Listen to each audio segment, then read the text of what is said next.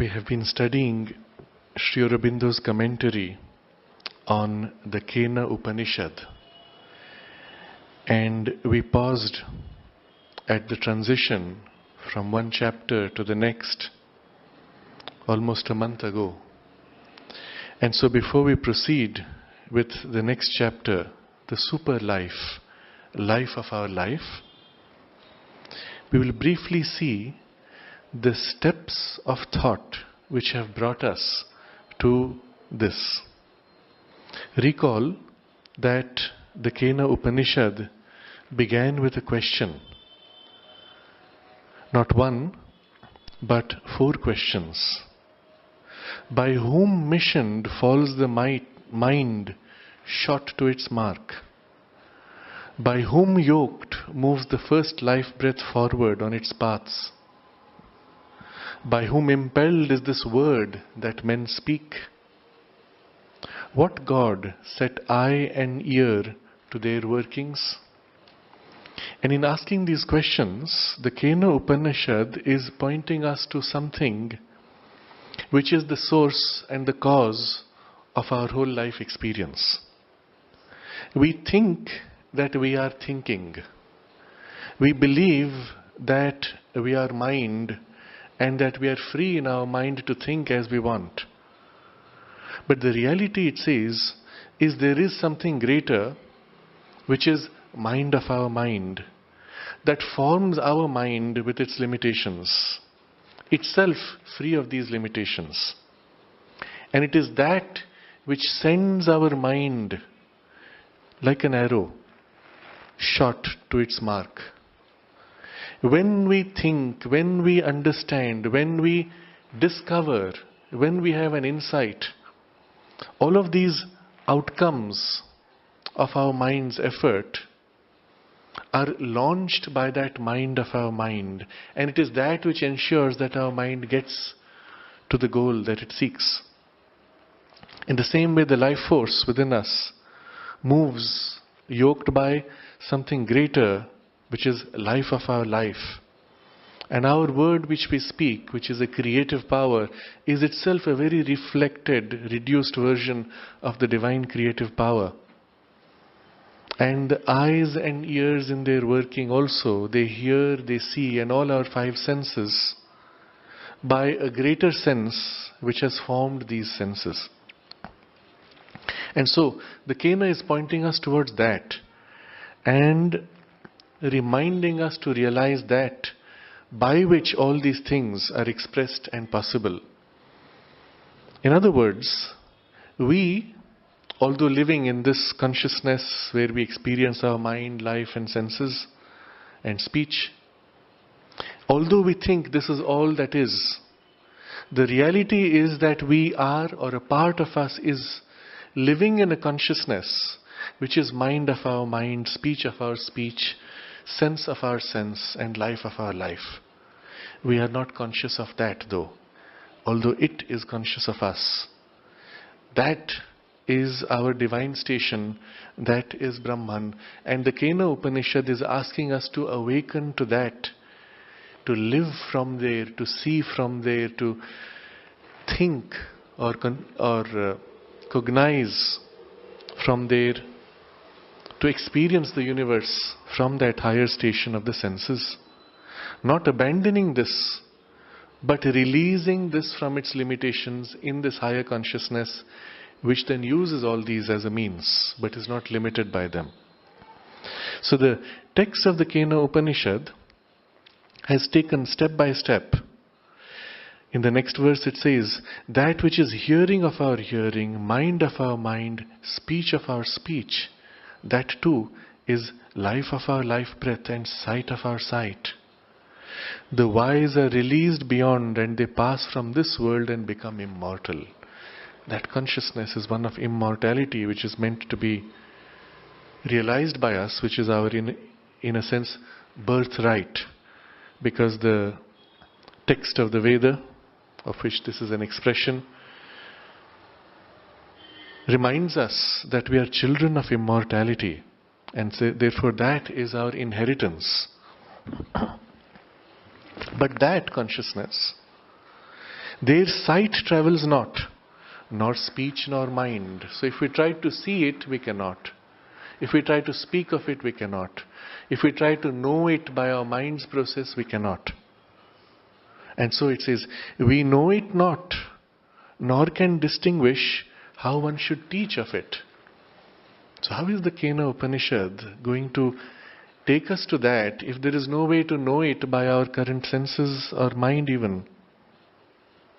For it is other than the known. Everything we know belongs to the domain of limitation. It is other.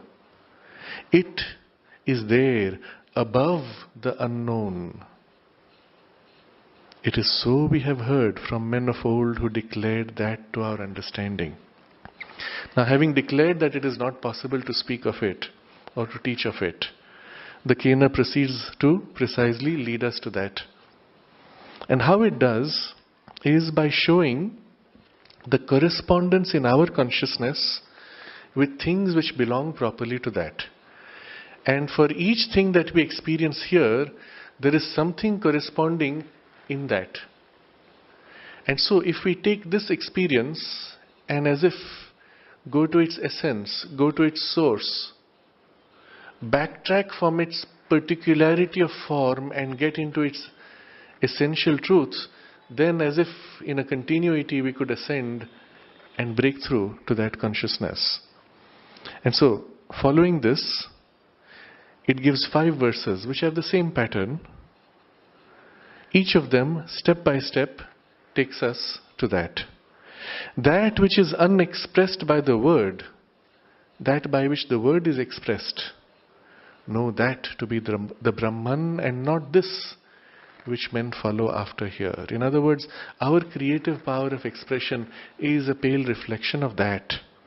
The same way, that which thinks not by the mind, that by which the mind is thought out, know that to be the Brahman.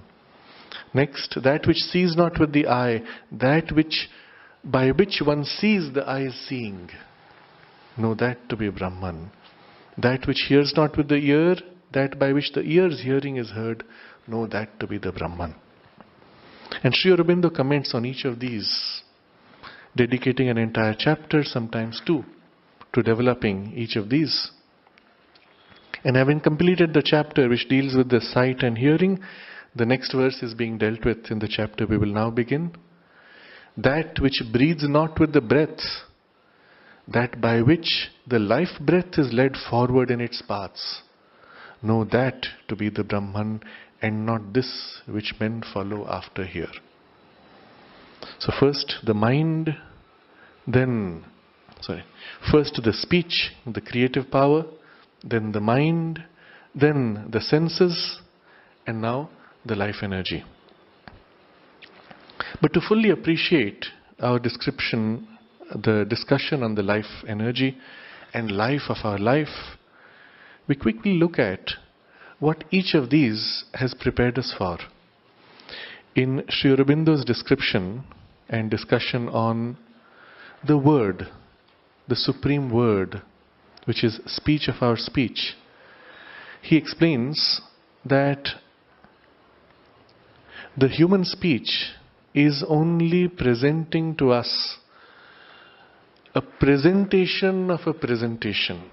It is not getting to the thing itself. When we speak of flower, we are creating a mental image of a physical object. But we never know the thing itself. We never speak of the thing itself. We cannot. And he then leads us to a deeper understanding of the nature of the sound, the power of the mantra and its creative power, and its appearance at a level which is a level of vibration beyond the physical domain, through the subtle and beyond. And it is by that power of vibration that the Brahman formulates and expresses the whole universe out of himself. And so he concludes in that chapter, human speech is only a secondary expression, and at its highest a shadow of the divine word, of the seed sounds, the satisfying rhythms, the revealing forms of sound that are the omnipotent, omniscient speech of the eternal thinker, harmonist, creator. So in other words, Brahman vibrates himself into manifestation, and that is his creative power of speech. And our human speech is only a pale shadow of that. And then the next verse, which discusses the mind of our mind, Sri Aurobindo, over 2 chapters, gets us to recognize that our mind is itself insufficient. It cannot know everything. It cannot understand everything. It cannot experience everything, and therefore there has to be a power greater than mind which has the capacities that mind does not. And this superior principle, which is mind of our mind, Sri Aurobindo uses the word supermind, has a very different relationship to the mind. Mind is belonging to the domain of division and limitation, while the supermind exists in consciousness of oneness, from which it expresses many facets of itself freely. How are we to attain to that?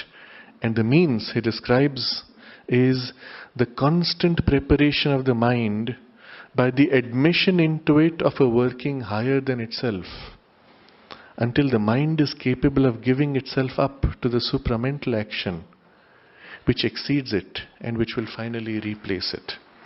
And showing that all of mind's faculties are really reflections and limited expressions of the pure free faculty of the supermind, all the working of the mind is gradually given up to the working of the supermind which replaces it.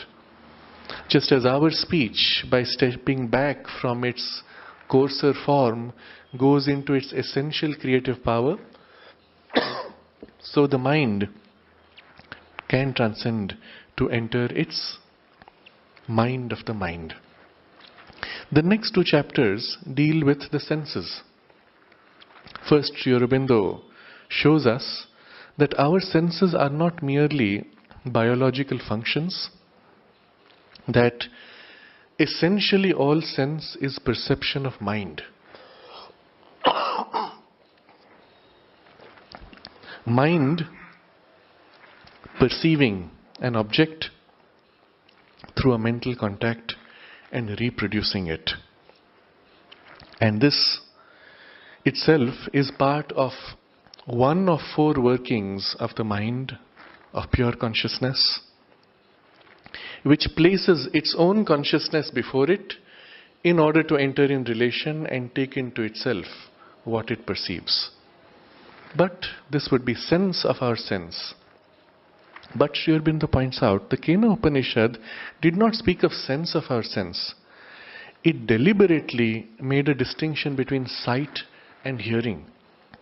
So there's a deeper message that the Upanishad wants to convey. And this Sri Aurobindo treats in a new chapter, where he shows that in the pure perception of consciousness, there is already a multiple functioning, multiple perception. Pure consciousness, when it perceives any form, it has formed that form and then it sees it. But when it forms the form, it took 5 stages of working of force. And so when it sees it, it sees 5 stages of that working in any form. With the physical, with the subtle, with the spiritual. There are 5 steps of force which lead finally to stable form. Therefore, 5 senses corresponding to each of these 5 stages. Therefore, even when pure consciousness perceives pure consciousness in form, there is the experience of a 5-fold perception, which in our physical body, in our physical consciousness, is organized through 5 types of senses, 5 senses and 5 organs. But the spiritual seeing does not distinguish between these 5 in such a divisive way. it meets each of these in the other, and there's a kind of a complex mixture of the fivefold perception in its direct seeing. And in the chapter we last completed, Sri Aurobindo leads us to some sense of what that spiritual seeing, hearing, taste, touch and smell is like. That he has described as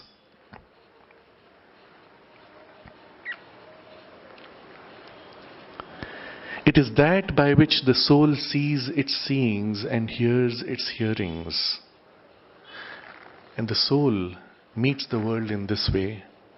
And all of our senses assume their true value, their reality, when we allow this deeper seeing to fill them and work through them. This, he says, master consciousness in us senses our sensations of objects, sees our seeings, hears our hearings, no longer for the benefit of the senses and their desires, but with the embrace of the self-existent bliss which has no cause, beginning or end, eternal in its immortality. And because it is the divine consciousness meeting the divine consciousness through the senses, it knows all contact of the senses as a blissful contact. This does not obviously correspond to our physical experience through the five senses. We do not experience bliss, we experience discord, conflict, limitation, duality, pain, pleasure, comfort, discomfort, and so on. But when that sense fills our senses, we begin to share in its experience of the bliss. At that point, there's an important distinction to be made.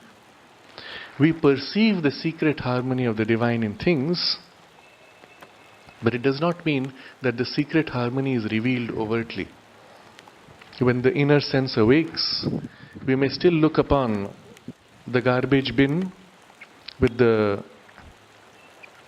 dirt that is thrown in, with the rotten food that has been thrown out. We may look upon the sharp stones and experience them piercing our feet. And the inner sight will still see these as a play and embrace of the divine bliss. Our outer senses, though, may still recognize that these are experiences not of an overt harmony. The inner sense sees the inner harmony secret in all things, without exception.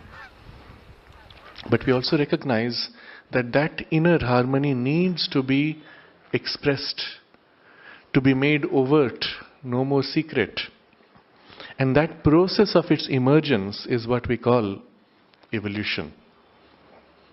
So while still experiencing the world as a domain of the play of a divine bliss, we continue to work for the development, for the emergence, for the manifestation of that bliss in and through all forms of life. Now you can see at this point that our creative power in the world activated, our mind now cognizing the world differently, our senses perceiving the world differently, we still work to fulfill the divine purpose in things. And what is this that we do? What drives this energy, this life force by which we work and do things? This now is the theme of the next chapter. So you see how all the past discussion across these chapters join and complete on this theme, the super life, life of our life. What is it that makes possible for us to experience this life energy and the possibility of entering this domain of form and living and interacting with the universe? So our life force, prana, is the obvious answer. But the Kena Upanishad is pointing to that which is life of our life. That by which the prana itself is created, by which the prana is driven. You will recall the first question. by whom yoked moves the first life breath forward on its paths. In the text, that which breathes not by the breath, that by which the life breath is led forward in its paths, know that to be Brahman. In the text, in Sanskrit, there is a particular use of the word prana which suggests something. Yat pranena na praniti yena prana pranayate. Now in the wording, if I make a loose translation,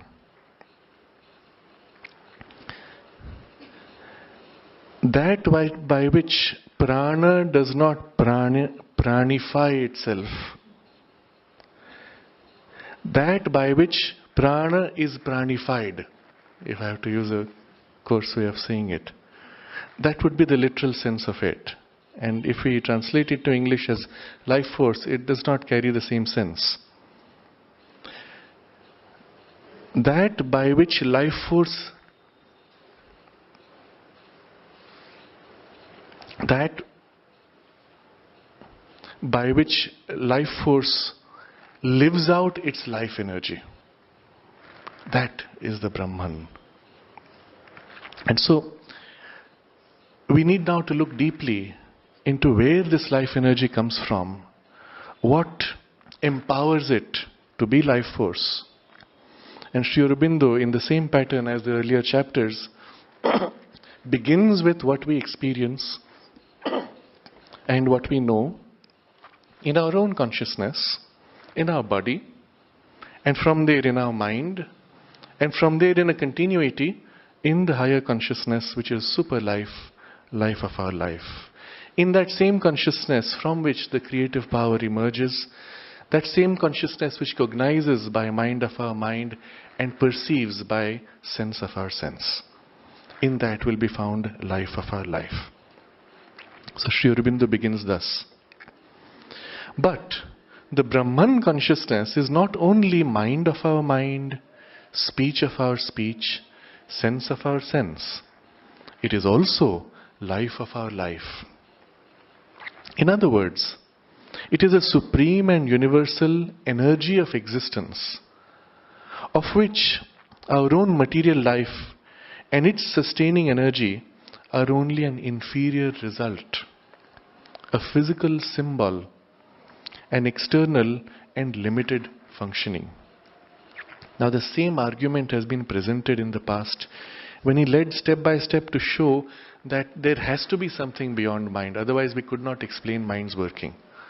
There has to be a power essential without which our current sense experience would not be explainable, and so on. So all those things were done by step by argument. Now we can build on those arguments and straight away get to this idea that there is this supreme and universal energy of existence, not just of our body, not just of our life processes in nature, not even of the Big Bang. It is the energy of existence which makes possible the Big Bang, which makes possible the flow of the river, which makes possible our body to have life. And of that, all these workings, whether Big Bang or river flowing or our cells, life force in the plant and animal, all these are inferior results and physical symbols with an external and limited functioning. That itself existed before Big Bang, did not depend on the Big Bang, did not depend on the appearance of matter or of the trees or of the animals. But once it has formed the Big Bang, once it has formed matter, once it has entered into it and developed plant and animal body, it is working in a limited functioning. And so to know that, we have to go beyond in its freer functioning. That which governs our existence and its functionings does not live and act by them, but is their superior cause and the supra-vital principle out of which they are formed and by which they are controlled. So the Big Bang itself, as science teaches us, is an enormous release of energy. Where did that energy come from? What released that energy in this very smooth explosion that in its very origin follows certain rhythms and forms that leads to a universe which is this massive, beautiful, harmonious,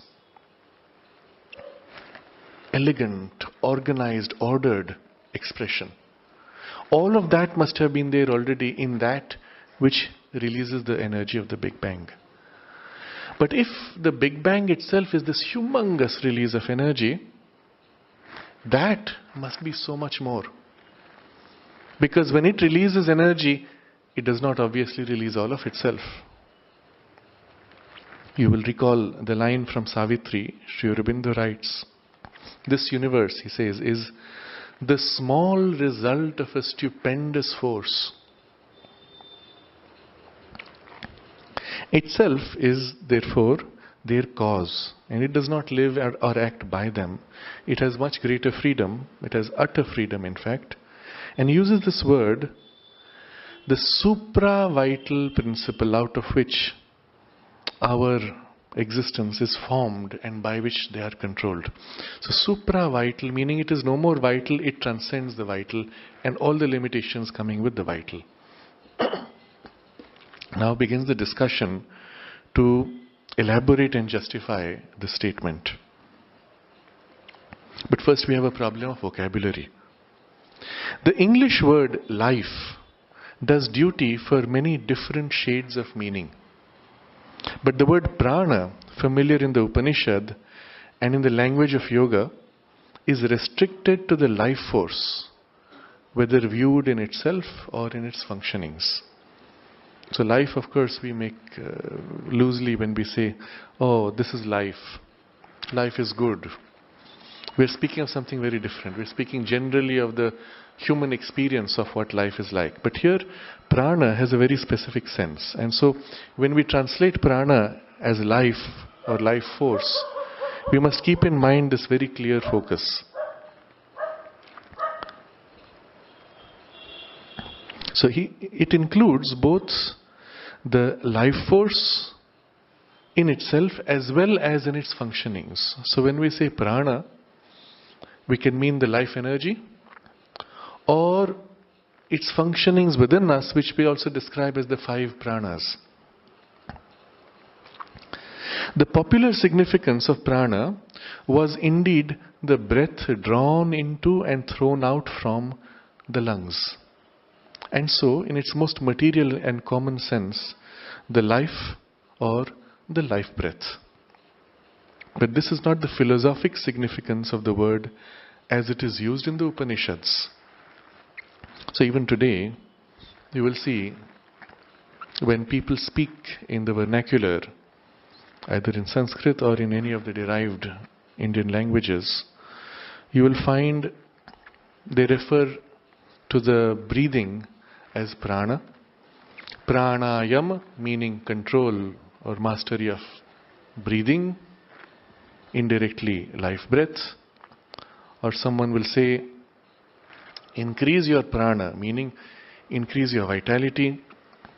Or when someone leaves the body, he has left his prana, meaning he has left breathing or he has left the life force. The two are closely connected. But the philosophic significance is very specifically the life energy. He says, the prana of the Upanishads is the life energy itself, which was supposed to occupy and act in the body with a 5-fold movement, each with its characteristic name, and each quite as necessary to the functioning of the life of the body as the act of respiration. Respiration, in fact, is only one action of the chief movement of the life energy, the first of the 5, the action which is most normally necessary and vital to the maintenance and distribution of the energy in the physical frame, but which can yet be suspended without the life being necessarily destroyed. So as with each of the earlier discussions where Sri Aurobindo went to the deeper working with the question of speech, he went to the very root cause of our power of speech and creative power, all the way to the mantras and the seed sounds and the pure vibration from which everything is created or destroyed. As with the mind, all the functions of the mind went back to their essential functioning of cognition, and as with the senses, we went back to the essential perception of all senses in pure consciousness. So here he takes us to the secret occult working of life force in us. Life energy, he says, according to the Upanishads and as the yogic tradition teaches, is supposed to occupy and act in the body with a fivefold movement, and each has a name which describes its particular character. And of these, our breathing in the lungs is the first of the five, most necessary and vital to the maintenance and distribution of energy in the physical frame. Now his vocabulary is very precise. He does not even use the word physical body, physical frame. Because there is something even which is part of the body which is beyond the physical frame. A subtle physical which is also part of the body. And that is not so dependent on this physical breathing action. Of that subtle physical body, the gross part is like a frame supporting in the grossest layer. In the same sense as our bones are the frame on which our muscles, organs, tissues, blood vessels, etc. are hanging literally. When we stand up, the skin is hanging from our physical frame, which is formed of the muscles and bones.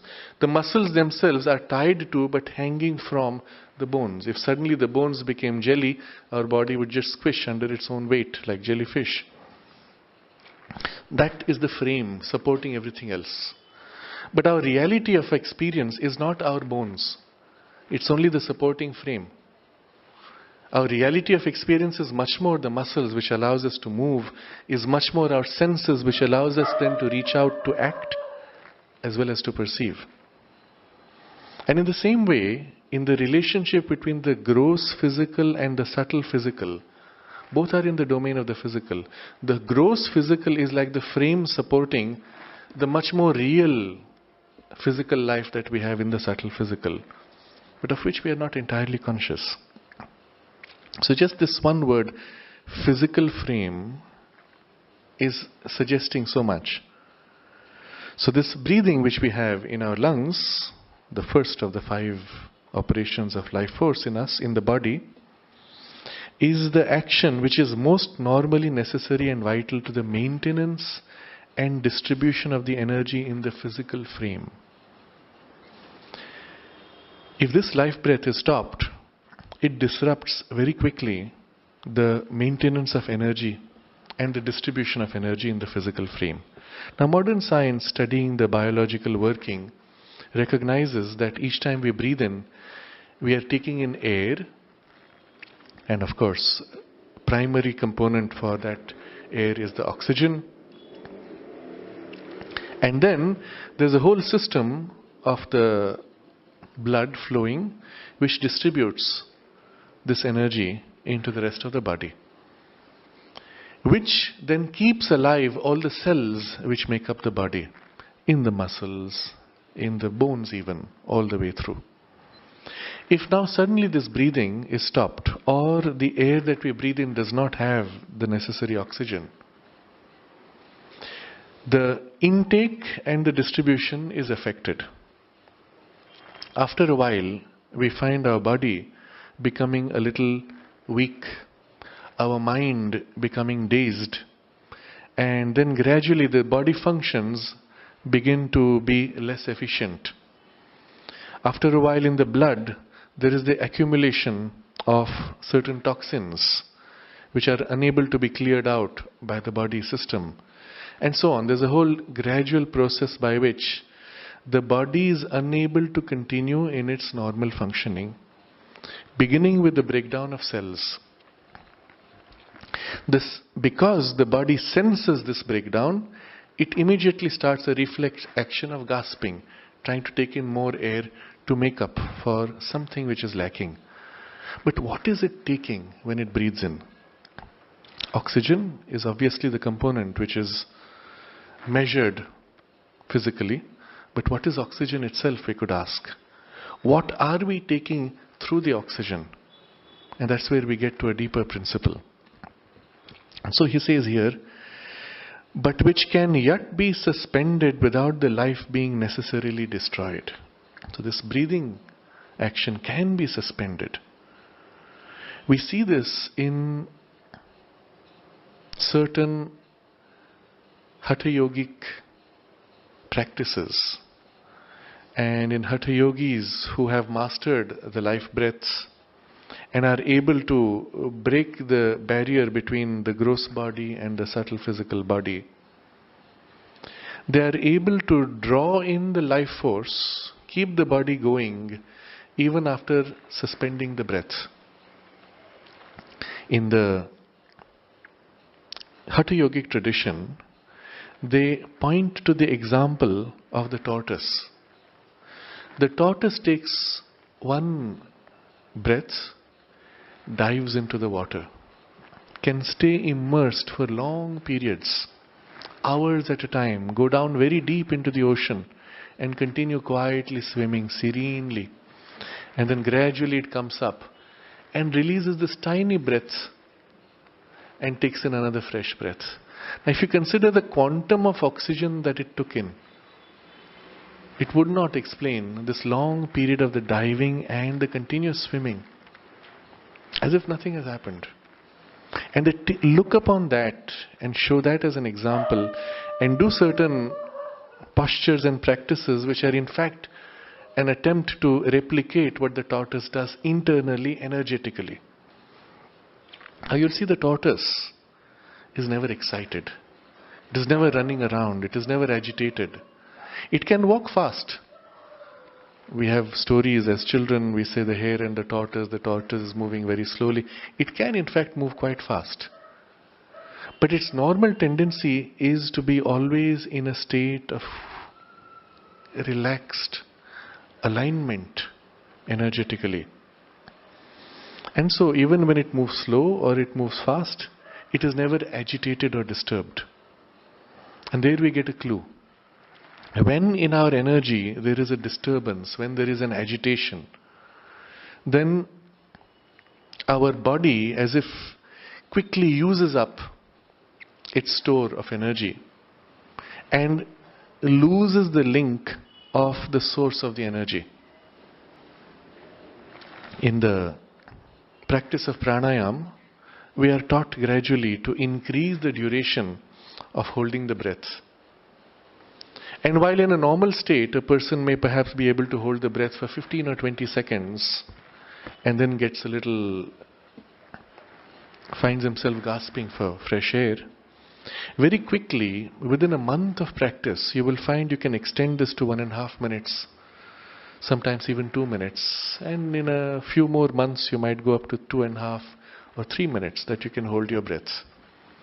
What is the difference between we as we are today, where we cannot hold more than 15 seconds, to that condition where we are able to hold 2.5 minutes? And you will notice, when you hold your breath for a long time, not only your body becomes quiet and in a certain poise, but your mind also becomes very quiet. And there's a kind of an internal alignment of energy. Unagitated, undistracted, fully centered. And you remain in that poise. As long as you remain in that poise, you can continue without needing to gasp for air. The moment you lose that poise, there's a panic in your thoughts, your body becomes tense from that fear, suddenly you find yourself gasping for air. There you get a clue. So this respiration, he says, which can be suspended without the life being necessarily destroyed. So we will have more to discuss of this as we go along in the rest of the chapter. But for now, we just take this as a first point of indication. The existence of a vital force or life energy has been doubted by Western science, because that science concerns itself only with the most external operations of nature and has as yet no true knowledge of anything except the physical and the outward. Now this was written, remember, about 100 years ago, 1910 or 12, 1900 a little around 10 or before. And in fact, during that period we find in Europe, there were many who spoke of vital force, life force, vital fluid, etc. But it was always discarded by the cruder physical part of science, which viewed this more as something which was a remnant of imaginations and fantasies. Subsequently, and this is very prophetic in the way he writes it here, even that discussion of vital force, life energy, etc. was discarded, and science became almost exclusively materialist. But that was a point of transition where both coexisted for a while. But if you go back 100 years before, vital force, life energy, etc. were common in the vocabulary, even in the West, as much almost as in the East. In fact, strangely enough, today, 100 years later, we find the same ideas gradually returning, sometimes with a different vocabulary, sometimes as a factor X which we have not yet named, but which must be there, which exists because we can verify that there is something, but we don't know what it is. And so we are at a point of transition where once again all this will come back, and soon. I was recently, barely 3 weeks ago, in a conference on consciousness in healing, in conventional medicine. And there were many prominent names. Larry Dossey, who wrote a book that started this whole movement in America, which was called Space, Time and Healing, where he spoke of things belonging to a domain which is non-material that are critical to healing and to life. Two more popular conventional names such as Deepak Chopra, who became famous for introducing some of these concepts and Ayurvedic ideas in conventional Western medicine. But there were others not so well known. Among them, one scientist who is director of Institute of Noetic Sciences exploring this field, who spoke of his research in which they were able to show in laboratory conditions that a human being is able to influence another human being by directing energy on the other. Directing energy at will, consciously, on and off, and effecting a change in the other person which was measurable, passing through the best insulation for electromagnetic, electric and other fields and waves. Conventional science does not know of anything which can penetrate that kind of a barrier. And yet this is able to penetrate that. And so on. Many interesting presentations. And so there is a direction of thought which wants to bring back these ideas into the domain of conventional medicine, even in public health. Among them, there was one extraordinary, in the question-answer session, there were many interesting stories narrated by people of their own experiences in this domain. But one question triggered a discussion briefly, which was quite extraordinary, I thought. And the questioner, coming from a public health perspective, asked, how do you explain this phenomena? And I'll come back to what the phenomenon is. The speaker there was describing the two models of health. We have a model of conventional medicine, which looks at the body as a conglomeration of cells. He describes historically how this perspective came because, well, people were looking through microscopes. They saw that the tissue had lines distinguishing things, so they called them cells, and then they saw inside the cells and so on. So naturally, because the starting point was like that, they saw the body as an aggregation of cells. But then he shows how the Eastern view views the body not as an agglomeration of cells, but as layers of consciousness or energy, one unto the other, 5 layers. And he was trying to link these two models.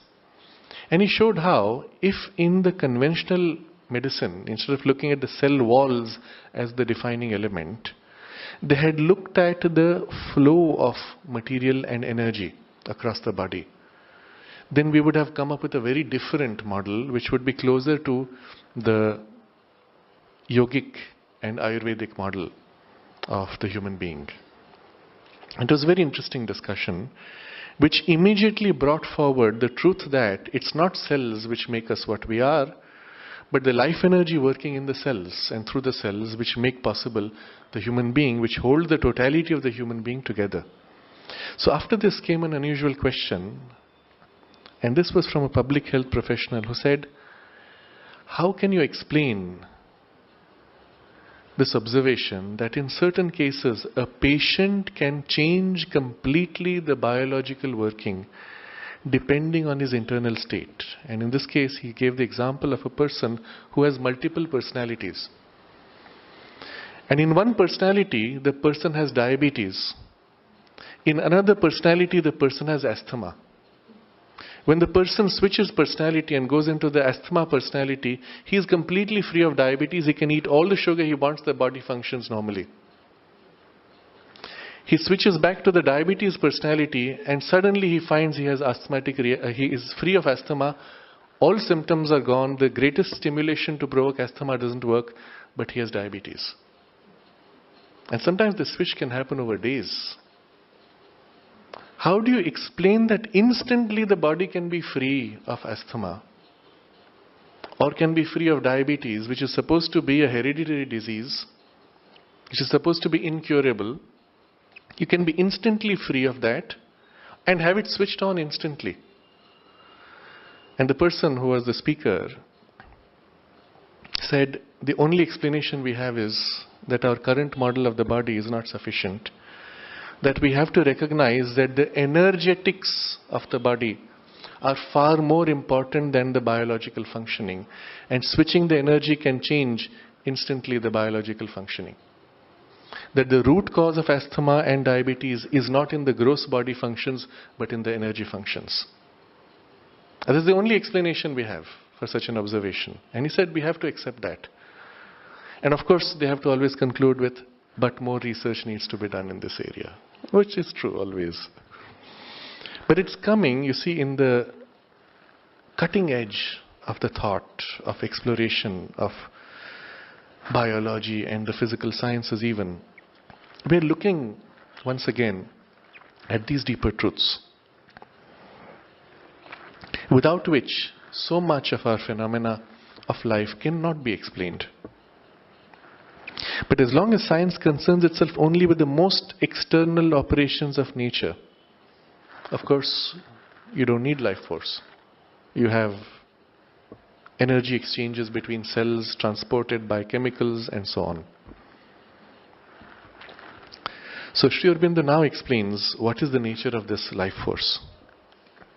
And here he reveals many interesting things.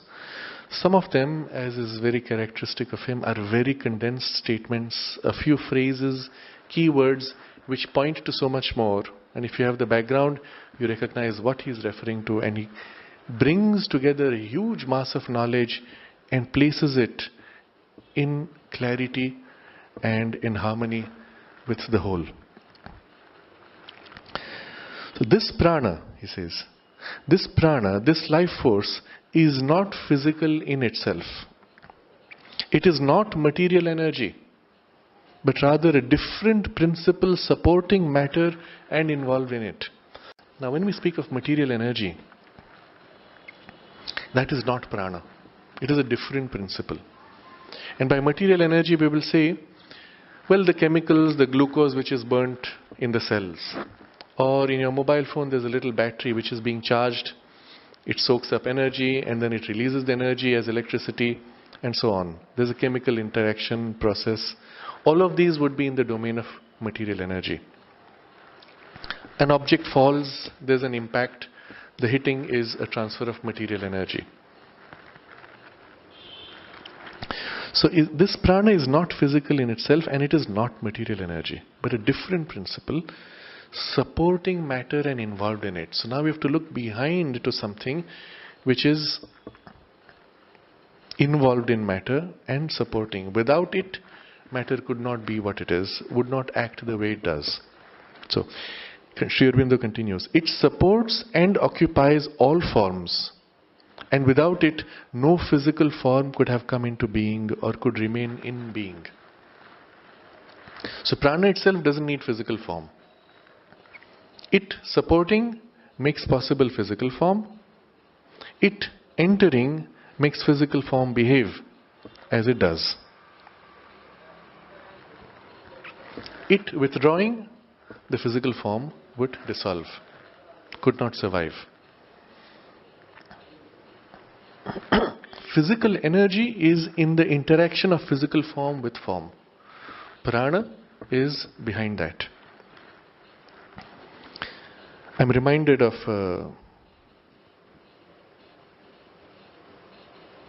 the work of Nikola Tesla.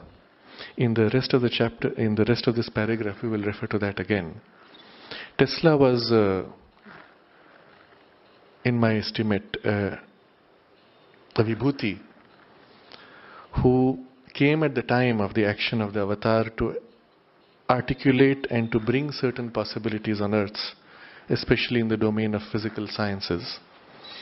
And it is, I say this because what Sri Aurobindo has described in Savitri, in the three passages of three soul forces, where he discusses the creations of science and the future possibilities of science, practically all of those, and specifically those, were attempted by Nikola Tesla, in many cases successfully. And things which were not attempted, he conceived of and described, and which Sri Aurobindo refers to. And the match is so extraordinary. So that was my basis for that statement. But irrespective, he was an extraordinary person who went so far ahead of physical sciences that he had to be stopped by the evolutionary forces to prevent a premature development. In one of his patents, he writes, and he was at that time a student of the Upanishadic texts, and he had met Swami Vivekananda through a French actress, I forget her name, who incidentally happened to be subsequently in later life here in the ashram. So there's some connections going back across lives even. So he met Swami Vivekananda, attended all of his lectures. Swami Vivekananda refers to him later. And there's a description by Swami Vivekananda that he told Tesla that according to the Vedic and Upanishadic science, matter and energy are equivalent, and you should be able to prove that with your science. And Swami Vivekananda records that Tesla said yes, he worked on it and he found a means to prove it. But subsequently they were no more in touch. I'm referring to Tesla because in one of his patents, he discusses exactly this, what Sri Aurobindo is saying here, and refers to the origin of this idea in the Vedas. And he says in the patents that all these current concepts of matter are wrong. And it is only the old Vedic conception of Akasha and Prana which can fully satisfy the experience of matter that we have. And he describes the appearance of matter as the underlying Akasha, which is, we may say, an etheric substance, upon which Prana acts to create whirls of movement. And as long as Prana acts to keep those whirls, we have the appearance of matter. When Prana withdraws, the whirls subside and matter vanishes. Now this is the Vedic concept of how matter emerges out of so-called empty space. which he actually describes in his own terms and says this is the only satisfying explanation. And he builds his theories and his technology on this knowledge. I will come back to him later when Sri Aurobindo discusses something else. So now he is discussing prana. You can understand straight away, prana working on akasha, forming matter. You can see prana is the cause of matter. And it supports and occupies all forms, and without it, no physical form could have come into being or could remain in being. It acts in all material forces, such as electricity, and is nearest to self-manifestation in those that are nearest to pure force. Material forces could not exist or act without it, for from it they derive their energy and movement, and they are its vehicles. Material forces are vehicles of prana. They derive their energy and movement by the prana. Sri Aurobindo specifically refers to electricity as one of the material forces. And he mentions that the prana is nearest to self-manifestation in those that are nearest to pure force. Now, in the physical domain of forces, material forces, there are many kinds of forces. I said there's a collision. Something hits another thing and kicks it. You don't see pure force. You see impact pushing something. You see chemical reaction taking place in your mobile phone battery giving electricity. You do not see pure force there. But the closest we see to pure force is in fact electricity. That's why Sri Aurobindo is referring to it here. In another text, I think it is in the Life Divine, I couldn't get it just now, he refers to this, and where he says electricity is the nearest we have to pure force. Why? Consider that on one end of the wire you put a battery, on the other end you put a light bulb. Something moves across, but you do not see any movement. The wire is fixed, the battery is fixed, the bulb is fixed. You see no movement, and yet something is transmitted across, which has the power to create on the other end light, heat and push. So on one side, let's say you have a generator turning, cranking out electricity. On the other side, you put a motor which is turning. The gap between these two could be a few million miles. That movement of the generator is transmitted across the wires, and on the other end creates a movement, but nothing in the wires is moving. Pure force. Pure force which is almost non-material. So, it acts in all material forces such as electricity and is nearest to self-manifestation in those that are nearest to pure force. In other words, prana is as if manifesting itself in the material domain, and the nearest that it is able to self-manifest is where you find pure force. Electricity, and its most refined form of electricity is the closest. In the way electricity moves, and this is where I will come back to Nikola Tesla.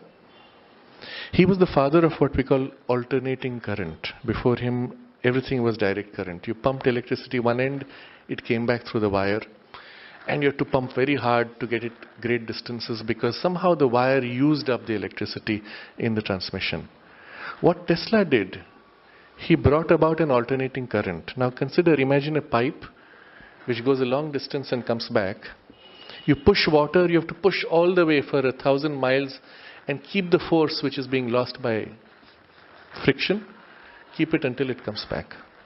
But if what Tesla did, he pushed one end slightly, then pulled back and pushed the other end. Pull, push, pull, push, pull, push. When you go like that, what you're sending is vibration of electricity. You're not sending electricity proper. You're not pumping electrons. You're pumping the force of the push, back and forth. And that oscillation is transmitting. The actual movement in the wire, even of electrons, is only back and forth. You see the point? There's nothing that has to travel 1,000,000 miles. And so because you're transmitting pure force, not even electric current, you're transmitting pure force through electric current, going back and forth, you can go very, very, very far. And that's why alternating current succeeded where direct current failed. Direct current could go a mile, and then it would lose voltage. Alternating current can go a few million miles without losing voltage. And then he found, Tesla, literally he created the whole electric system we have today. If you raise the voltage higher and higher frequency, it can go much farther. And then he discovered as he pushed up the frequency higher and higher, the electricity would travel not only through wire, it could travel through empty space, through refined air, and create all kinds of electrical phenomena. And with this he developed a whole new technology. But we stop for the moment with this idea. What are you doing when you're sending alternating current? You're not pumping current for a million miles. You are pumping pure force through the push and pull of current, just like that. If you take a long wire, long rope, let's say, instead of making the rope turn all around, you pull push. The rope itself moves just a little bit. You're transmitting force through the rope. And here you're transmitting force through electricity. And at that point, even the electricity does not have to travel. It is pure force which is being transmitted. And at that point, he says, is nearest to self-manifestation in those that are nearest to pure force. What did Tesla do subsequently? He had obviously some intuitive and even occult insight. He developed his technology in a different direction. When he saw this, he tried to develop machines by which this alternating current was raised to higher and higher frequencies, higher and higher voltages, and eliminating from it the electric component. And so he created an extraordinary series of patents, all of which are making minute improvements to cut the current before the electricity moves, so that only the pure force goes through the wire.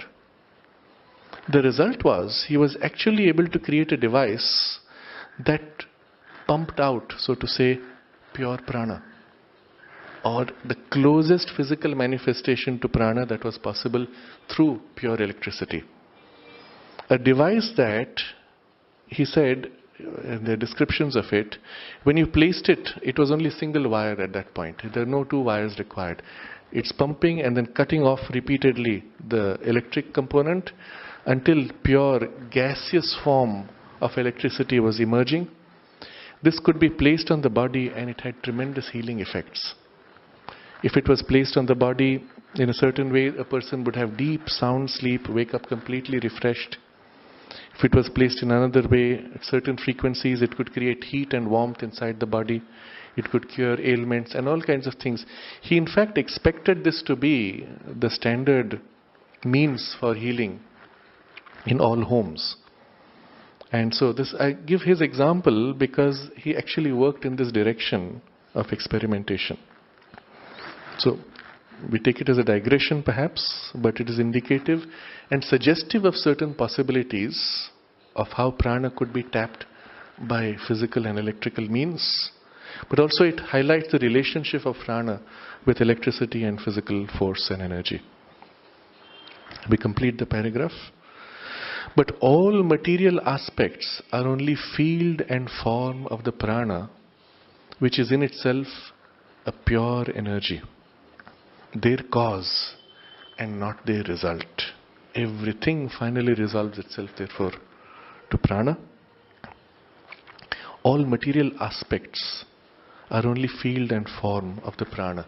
And here's a very powerful suggestion which goes to the very heart of all physics. When you say material aspects, what do you mean by that? I look at an object, it has color, it has texture, it has smell, it has flexibility, elasticity, any number of physical properties. But all of these, he says, are only field and form of the prana. If you go down minutely with a microscope, all the way down, well, you see molecules. You go down, you see atoms. You go down, you see particles. But what are those particles in themselves? The only thing which you can measure. You can never see the electron directly or the proton directly. You can only interact with its electric field. You can never see the electron, you can never touch the electron. You are always interacting with its field. And who is interacting? Your field is interacting with its field. One could have perhaps even said there is no such thing as a particle called electron. There is only the electric field of the electron, because that's all that you can actually interact with. In other words, life force, when it spreads itself out in a certain field, shape of field, form of field is for you an appearance of a particle. The shape and the particular form of that field is for you the appearance of a different particle. When we look at, through very high power microscopes, the form of an atom, we do not see a particle and another particle. We see a field, a shape like that of energy, which is what we are interacting with. It is that which the prana is forming, which makes for us the appearance of the physical particle.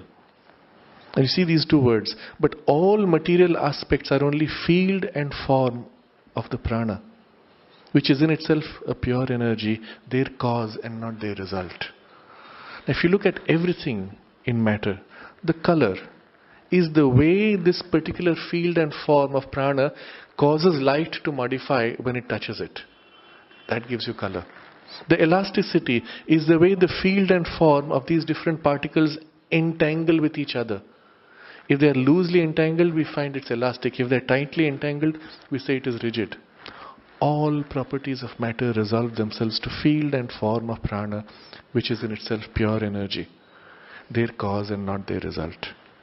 It, the prana, it cannot therefore be detected by any physical analysis. Because when you go down, you will only meet field and form of prana. Physical analysis can only resolve for us the combinations of those material happenings which are its results, and the external signs and symbols of its presence and operation.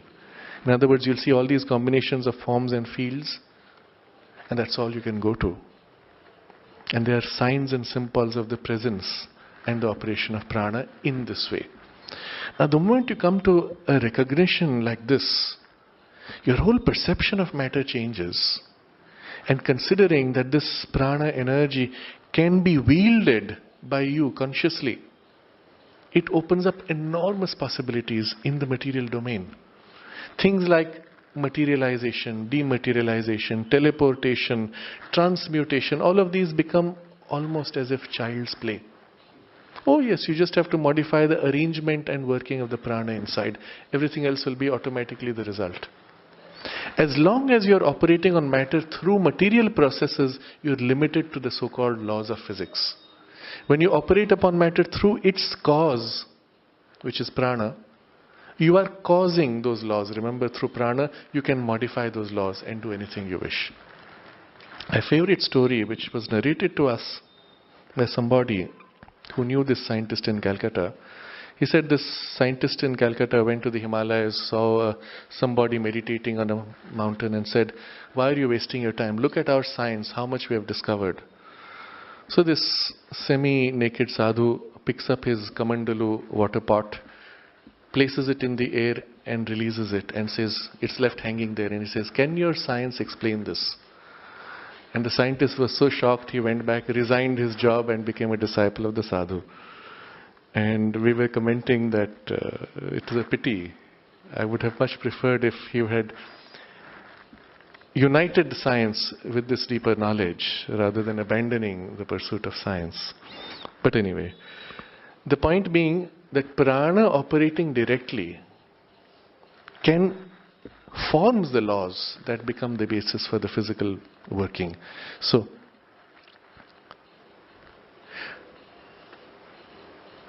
physical analysis can only resolve for us the combinations of those material happenings which are its results and the external signs and symbols of its presence and operation.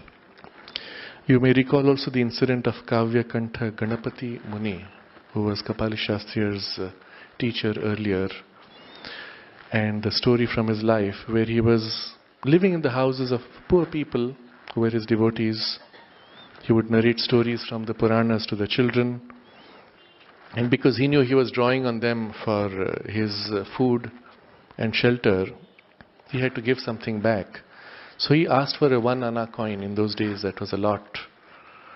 8 paise was a lot of money. It could buy you a lot of food before enormous devaluation which has happened in all these years. He held that coin in his hand as he was narrating the stories, And obviously he had put a certain will on it. At the end of the narration, he gave the coin back and it had turned into gold. Any metal, it didn't matter what the metal was. He had only to imprint the will upon it, and the prana, molding according to the will, recast its pattern and form of field. And you had gold, and stable enough to remain permanently, which he gave to them to cover their expenses. So many such incidents which are casual in the life of a yogi seem to us miraculous when we look from the perspective of physical matter as being prior. But when you look at it from this perspective, oh yeah, you would expect it to happen. In fact, you're disappointed that you can't do it. You would want to be able to will things to change, isn't it? As you do in dreams sometimes. But yes, those things are also possible. We need to be able to awaken to this deeper truth, not just of the inner prana, but the life of our life. And so we will come to all that. The next question Sri Aurobindo asks, how then do we become aware of its existence? If physical science, physical analysis cannot resolve and perceive this, how then do we become aware of its existence? And the method now he discusses, and then what do we discover when we become aware of its existence, how it functions in our body, the whole yogic approach and the science of wielding the pranic energy and its source in the power of Brahman is elaborated in what follows, which we will take up next Sunday. I will be out of station, so in the Sunday after. There's a slight change in my program from what I had announced last time. We will have our class on Friday as usual, and on all the subsequent Fridays from this Friday on. Only next Sunday we will skip and continue this text in the Sunday after that. For those who are interested, there will be a video of some other talks on the Sunday. So, briefly to review this chapter, Sri Aurobindo is showing us life energy as different from physical energy. Its cause and the physical properties, happenings, substance are all result and external sign and symbol of the presence and operation of prana. And this becoming conscious in us of it, we make as now our gateway to become aware of our super life, life of our life, which is the power of Brahman consciousness, of which prana is itself a secondary working.